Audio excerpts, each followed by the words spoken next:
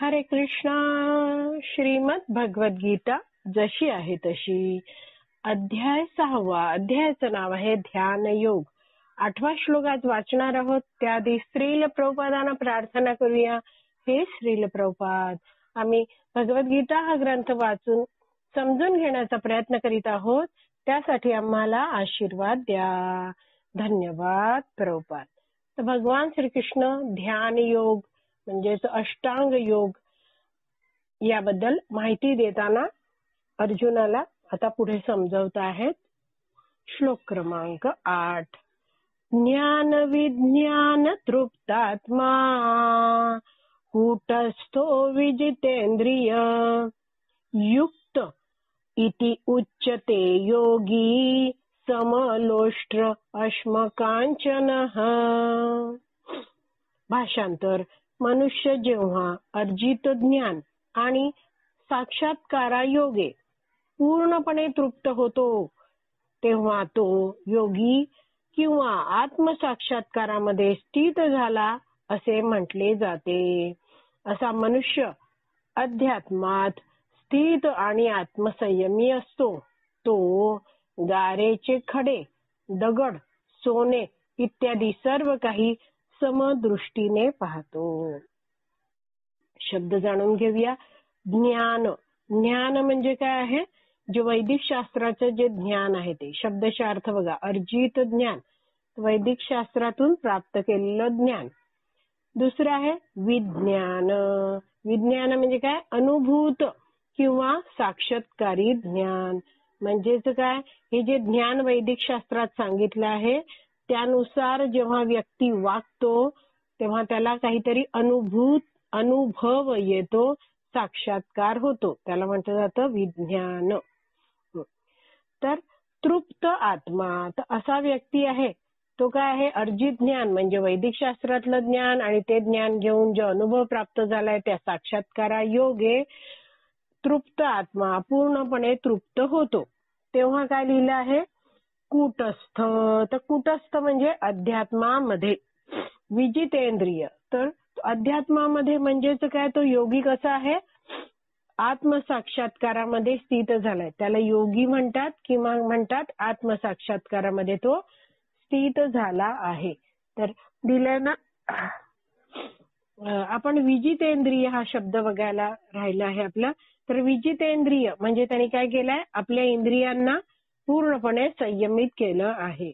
आणि दुसऱ्या ओळीत दिलाय युक्त म्हणजे असा व्यक्ती कसा आहे?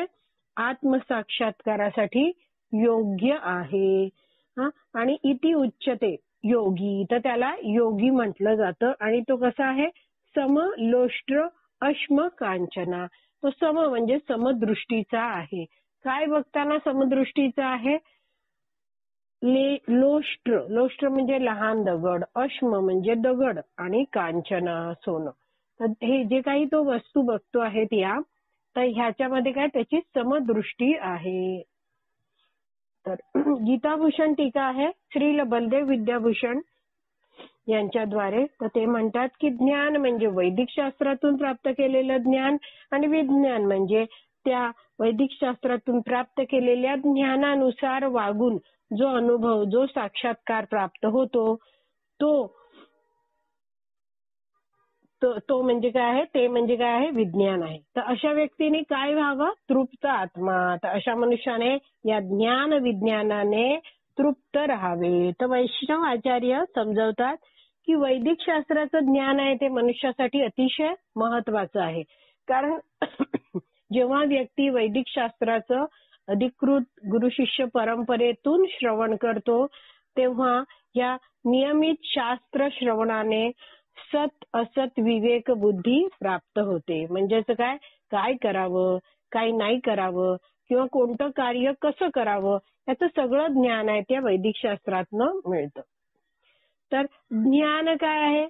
तर मनुष्याचं कृष्ण प्रेम मनुष्यासाठी आवश्यक आहे. मनुष्य जन्म कशासाठी मिळालाय? भगवंतांचं प्रेम प्राप्त करण्यासाठी. तर मनुष्याचं म्हणजे मनुष्याला कृष्ण प्रेम प्राप्त करण्यासाठी त्याने हरे कृष्ण महामंत्राचा जप करावा. हे ज्ञान आहे. तर विज्ञान काय आहे?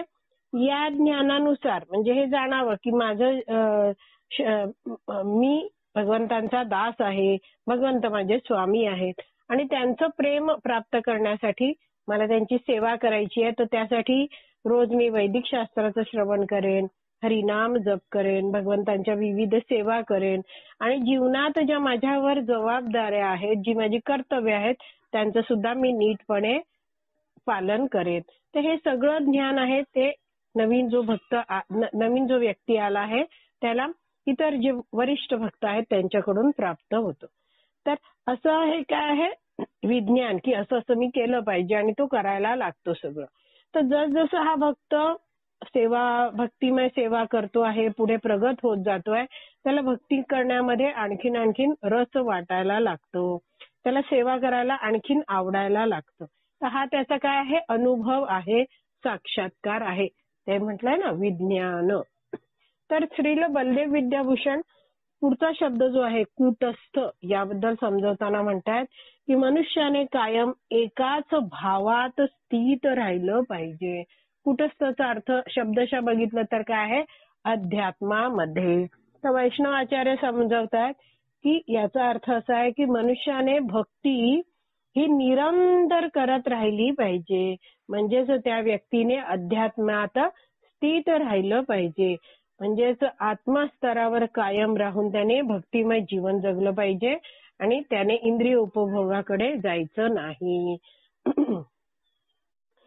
तर पुढे श्रील बलदेव विद्याभूषण समजवतायत की हा भक्त काय जाणतोय की मी आत्मा आहे आणि या भौतिक प्रकृतीच्या ही जी सगळी जड पदार्थ आहेत, हे शरीर आहे, यापासून मी वेगळा आहे हे जाणून मनुष्याने काय करायचं पूर्ण निष्ठेने विजितेंद्रिय झालं पाहिजे. पहिल्या ओळीतला शेवटचा शब्द म्हणजेच त्यांनी आपल्या सगळ्या इंद्रियांना जिंकून घेतलं पाहिजे.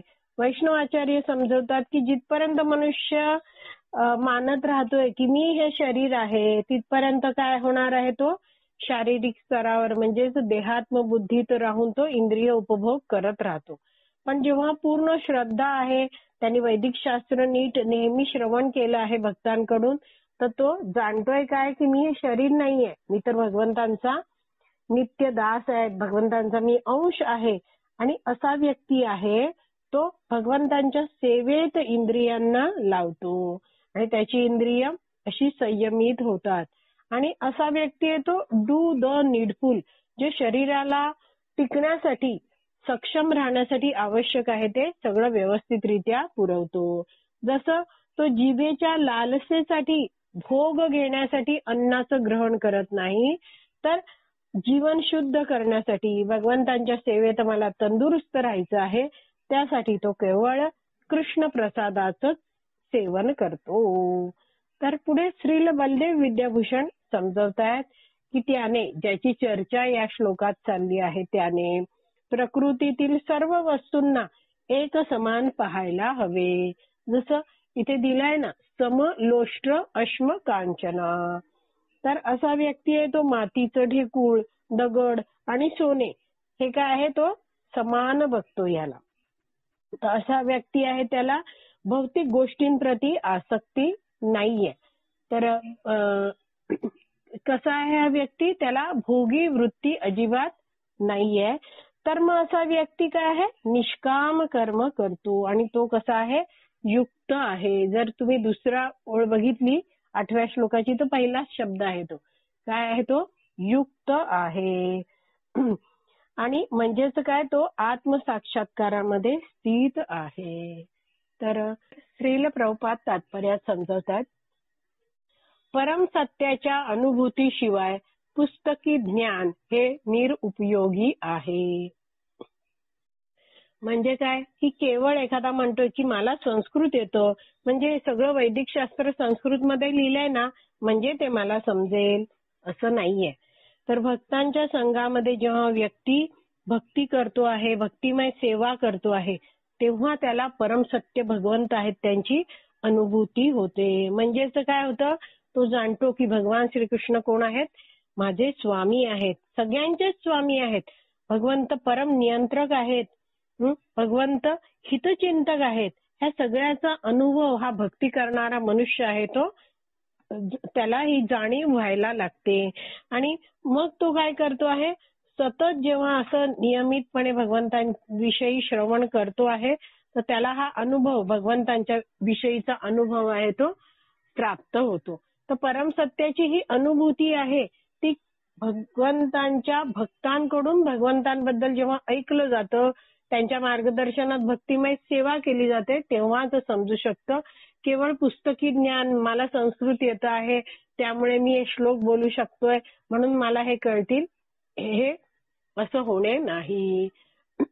याबद्दल पुढील प्रमाणे सांगण्यात आले आहे. अतः श्रीकृष्ण नामादी न भवेद ग्राह्यमेंद्रिये सेवोन्मुखे हि जिह्वादौ स्वयं एव स्फुरद्यतः. भक्ती रसामृत सिंधू 1.2.234 हा श्लोक आहे. तर या श्लोकात म्हटलं आहे की आपल्या भौतिक दृष्ट्या दूषित इंद्रियांद्वारे श्रीकृष्णांच्या नाम, रूप, गुण आणि दिव्य लीलांचे दिव्य स्वरूप कोणीही जाणू शकत नाही. केवळ दिव्य भगवत सेवेद्वारे मनुष्य जेव्हा आध्यात्मिक दृष्ट्या परिपक्व होतो तेव्हा त्याला भगवंतांच्या दिव्य नाम, रूप, गुण आणि लीला प्रकट होतात. तर शब्द जरा जाणून घेऊया. अतः श्रीकृष्ण नाम आदी. तर श्रीकृष्ण नाम आणि आदी म्हणजे भगवान श्रीकृष्णांचं नाम, रूप, गुण, लीला हे सगळं आहे. हे कसं आहे, सगळं दिव्य आहे. आणि न भवेत ग्राह्यम इंद्रिये, तर आपली सगळ्यांची इंद्रिये कशी आहेत, दूषित आहेत, भौतिक इंद्रिय आहेत. तर त्यामुळे आपण आपल्या या इंद्रियांनी भगवंतांविषयीचं ज्ञान जाणू शकत नाही. मग कधी ज्ञान होऊ शकतं, तर पुढे दिलंय दुसऱ्या ओळीत, सेवोन्मुखेही जिह्वादौ.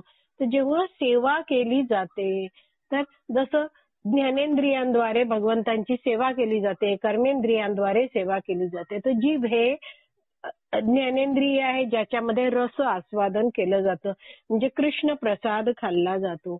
आणि जीभ हे एक कर्मेंद्रिय पण आहे, वाणी बोलण्यासाठी वापरलं जातं. तर भगवंतांचं हरिनाम घेणं, भगवंतांची कथा बोलणं, कीर्तन करणं यासाठी. तर अशी ही जी जीभ आहे हे एक ज्ञानेंद्रिय भगवंतांच्या सेवेत लावतो आहे व्यक्ती. तसंच आपली वेगवेगळी इंद्रिय भगवंतांच्या सेवेत लावतो आहे. तर इथे दिलंय बघा, केवळ दिव्य भगवत सेवेद्वारे मनुष्य जेव्हा आध्यात्मिक दृष्ट्या पवित्र होतो सेवा करून, तेव्हा काय होत आहे, स्वयं एव स्फुरद्यतः. तर त्याला भगवंतांच्या दिव्य नाम, रूप, गुण, लीला प्रकट होतात. स्वतःहून ते सगळं त्याला प्रकट होतं. तर आपण आपल्या एकट्याच्या प्रयत्नाने हे जाणू शकणार नाहीये. आपण व्यवस्थितरित्या भक्ती केली पाहिजे. तेही कशी मनाला वाटेल तशी का नाही, जे अधिकृत आध्यात्मिक गुरु शिष्य परंपरा आहे त्याच्या मार्गदर्शनानुसारच आपण हे कृष्ण भक्ती केली पाहिजे. तरच आपल्याला ह्या श्लोकात सांगितलं आहे भक्ती रसामृत सिंधू मध्ये, त्यानुसार तो फायदा होईल. तात्पर्य बरंच मोठं आहे, तर आपण उद्याच्या भागात उरलेलं तात्पर्य वाचूया. श्रीमद् भगवद गीता की जय. श्रील प्रभुपाद की जय. हरी बोल.